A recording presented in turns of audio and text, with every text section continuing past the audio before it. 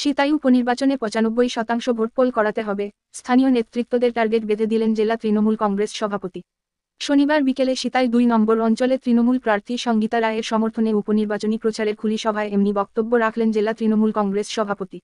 এছাড়াও সেখানে উপস্থিত ছিলেন রাজ্যের মন্ত্রী পুলক রায়, সাংসদ জগদীশচন্দ্র বর্মা বসুনিয়া, বিধায়ক পরেশচন্দ্র অধিকারী, প্রাক্তন মন্ত্রী রবীন্দ্রনাথ ঘোষ, বিনয়কৃষ্ণ বর্মন। সেখানেই বক্তব্য রাখতে গিয়ে জেলা তৃণমূল কংগ্রেস সভাপতি অভিজিৎ দে ভৌমিক বলেন, আগামী ১৩ই নভেম্বর সিতাই উপনির্বাচনের প্রার্থী সঙ্গীতা রায়কে শুধু জেতালেই হবে না, তাকে বিপুল ভোটের ব্যবধানে জয়ী করাতে হবে। তাই স্থানীয় অঞ্চল তৃণমূল সভাপতি, পঞ্চায়েত সদস্যদের সকলকে ৯০-৯৫% ভোট পোল করাতেই হবে।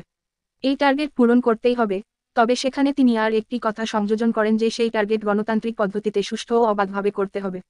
কিন্তু বিরোধী রাজনৈতিক দলগুলোর অভিযোগ, যেখানে সিতাই বিধানসভার প্রায় ৩০% ভোটার পরিযায়ী শ্রমিক, সেই জায়গায় দাঁড়িয়ে কি করে ৯০-৯৫% ভোট পোল করাবে তৃণমূল? এর থেকে স্পষ্ট পরিষ্কার যে তৃণমূল কংগ্রেস প্রশাসনকে কাজে লাগিয়ে ভোট লুট করবে।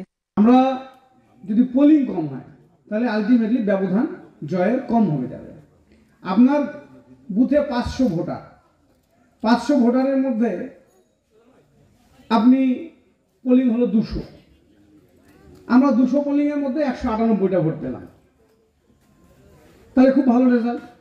মাত্র বিরোধী ২ খান পেয়েছে, আমরা একাই ১৯৮, আর এদিকে আমার ৩০০ ভোট বাকি থাকে, ভোটার আসেনি না।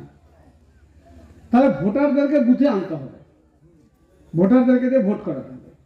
১০০০ যদি ভোটার থাকে, ১০০০ ভোটারের মধ্যে দেখা গেল পোলিং হলো ৬০০, ৪০০ লোক ভোটই দিল না। ৬০০ পোলিংয়ের মধ্যে আমরা ৫০০ ভোট পেলাম, আমরা ভাবলাম খুব ভালো রেজাল্ট করলাম, কিন্তু আরও ৫০০ ভোট আমাদের বাইরে পড়ে থাকলো। তাহলে এটা করতে গেলে ওই যে ৪০০ ভোট পোলিং স্টেশনে আসলো না, তাদেরকে ভোট কেন্দ্রে আনতে হবে। যদি জয়ের ব্যবধান বাড়াতে চান তাহলে ভোটের পার্সেন্টেজ বাড়াতে হবে, পোলিং অফ ভোট বাড়াতে হবে। ভোট যদি কম পড়ে ব্যবধান কমবে। এই যে লোকসভাতে ২৮,০০০ ভোটে জিতেছেন, সেটাও যদি ধরে রাখতে হয় তো পোলিংটা সেটাকে রাখতে হবে। আর সেটা ইতিমধ্যেই যত বিজেপি, এই যে প্রায় ৩ শতাধিক বুথে বিজেপির যত পোলিং এজেন্ট সবই তো তৃণমূলে যোগদান করেছে। বিজেপির পোলিং এজেন্ট পাওয়া যাবে না। বিজেপির পঞ্চায়েত যারা জিতেছিল বা দাঁড়িয়েছিল তারাও ইতিমধ্যে দলে যোগদান করেছে। যে ব্যক্তি ভেটাগুড়ি মাতালহাটকে কেন্দ্র করে ভেবেছিল কুচবিহার জয় করবে, সেই ভেটাগুড়িতে একটা পোলিং এজেন্ট পাওয়া যাবে না।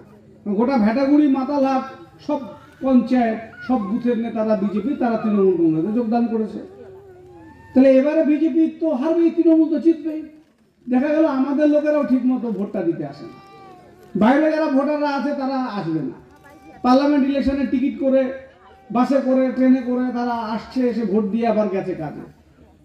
যারা কিনা মাইগ্রেটেড লেবার, তাদেরকেও আনার জন্য যোগাযোগ করতে হবে, সময় খুব কম।